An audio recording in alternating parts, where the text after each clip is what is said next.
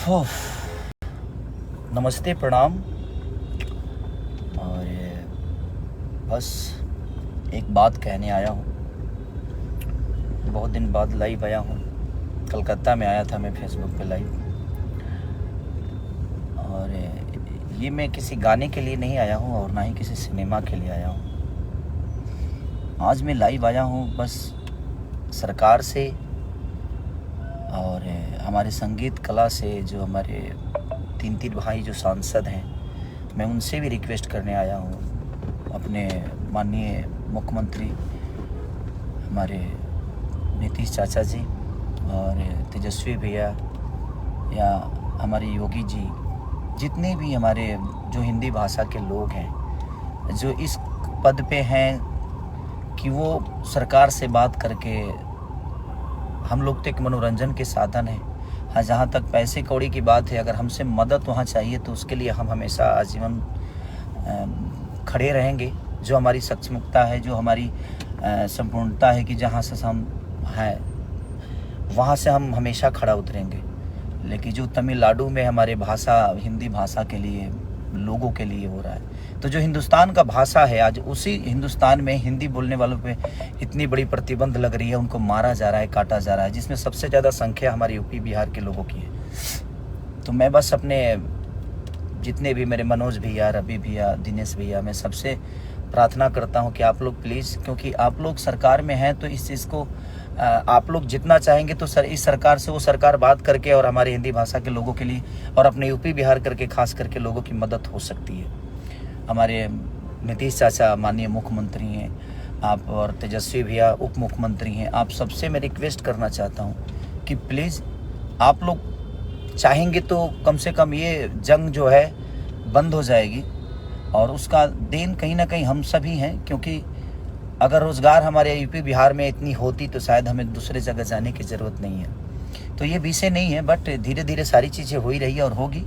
लेकिन अभी जो सिचुएशन है वो बहुत दयनीय है, बहुत निंदनीय है कि वो आज अपने ही देश में, अपने ही लोगों के द्वारा हिंदी बोलने पे इतनी प्रतिबंध है कि आप हिंदी बोलेंगे तो शायद उसके लिए आपको मारा जाएगा, काटा जाएगा। तो मैं सबसे, जो भी सरकार में है, उनसे रिक्वेस्ट कर रहा हूँ कि प्लीज़ आप लोग थोड़ा सा अगर ध्यान देंगे, क्योंकि आज आप लोगों को भी इस जनता ने ही बनाया है और यही जनता आज पीटी जा रही है। तो वो थोड़ा सा तकलीफ दे रहा है कि जिसको हमने चुना आज हमारे लिए कुछ नहीं कर पा रहे हैं। तो मैं तो सरकार में हुई नहीं, लेकिन मेरे तरफ से जो भी मदद होगी, आप लोग बोलिए, मैं करने के लिए तैयार हूँ। लेकिन मैं कैसे करूँ, कहाँ करूँ, मुझे पता ही नहीं है कि हाँ कैसे क्या होगा वहाँ, क्योंकि वहाँ विषय क्या है, वहाँ प्रॉब्लम क्या है।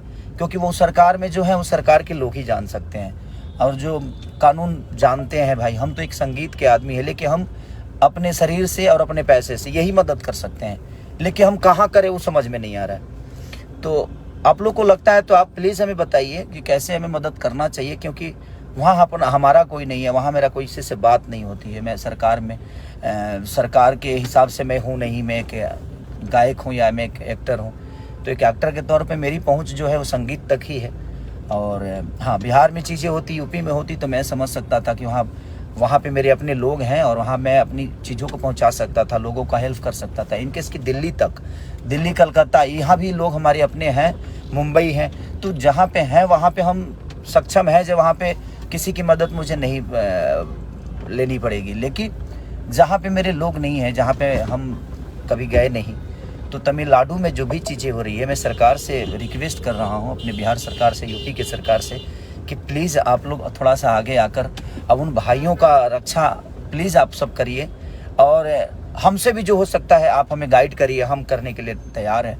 क्योंकि जिन्होंने हमें भी बनाया और आप सबको भी बनाया, ये सरकार अगर बनी है, चाहे यूपी की सरकार हो या बिहार की हो, ये कहीं ना कहीं हमारी जनता के बदौलत बनी है। उन्होंने आप सबको चुना और आज वही पीटे जा रहे हैं और अपने ही देश में पीटे जा रहे हैं।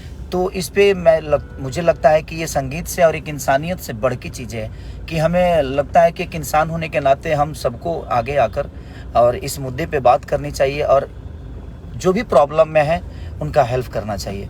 तो प्लीज़ मैं आप सबसे रिक्वेस्ट कर रहा हूँ, मेरे बड़े भाई तेजस्वी जी, चाचा नीतीश जी, माननीय हमारे आदित्यनाथ योगी जी बाबा, और अपने बड़े भाई मनोज भैया, दिनेश भैया, रवि भैया, क्योंकि आप लोग सरकार में हैं तो थोड़ा सा प्लीज़ आप लोग मदद करिए अपनी इस भाषा के लोगों के लिए, अपने लोगों के लिए, जिन्होंने आप सबको बनाया, हम सबको बनाया है। इन्होंने हमें एक दायित्व दिया है, उस जगह पे पहुंचाया है, तो इनका बहुत बड़ा योगदान और इनका बहुत बड़ा आशीर्वाद है, जिससे हम आज जो भी हैं इनके बदौलत हैं। और हमारा कर्तव्य बनता है कि अगर हम किसी एक घर का गार्जियन की तरह, अपने बेटे की तरह, जिन्होंने हमें बनाया है, हमें अपना इतना बड़ा साम्राज्य दिया है अपने भाषा के लिए, तो हमें प्लीज़ हमें करना चाहिए। और उन सबको आगे आकर इस विषय पे अगर हम छोटी छोटी प्रयास करेंगे तो शायद ये चीज़ें बच जाएगी और हमारे भाई सुरक्षित हो जाएंगे। तो ये आवाज़ उठाना बहुत ज़रूरी है कि हम सबको आवाज़ उठाना चाहिए